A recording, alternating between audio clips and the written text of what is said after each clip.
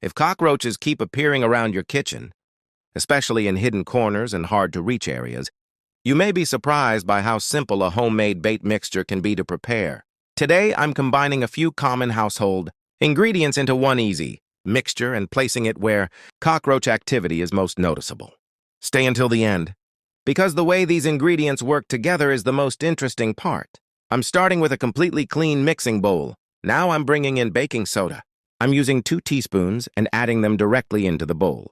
Baking soda is commonly used in homemade pest bait mixtures. The idea here is to combine it with other ingredients rather than relying on it alone. Next comes something much more attractive to cockroaches: ordinary sugar. I'm adding 1 teaspoon. Sugar acts as the appealing component of the mixture and may help draw cockroaches toward the bait.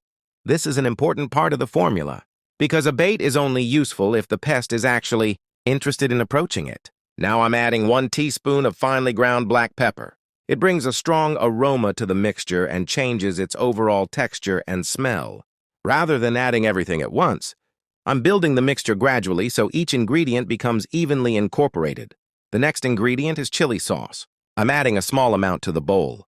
Its strong smell and flavor add another characteristic to the mixture, but this should be viewed as part of the homemade bait rather than a scientifically proven cockroach treatment.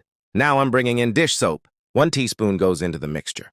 Dish soap can alter the texture and consistency of the bait, helping the ingredients come together into a thicker mixture. It should not be assumed that cockroaches will automatically die simply from eating it. At this point, the ingredients have started forming a thick, textured mixture. I'm going to combine everything thoroughly with a spoon, making sure the baking soda, sugar, black pepper, chili sauce, and dish soap are distributed as evenly as possible.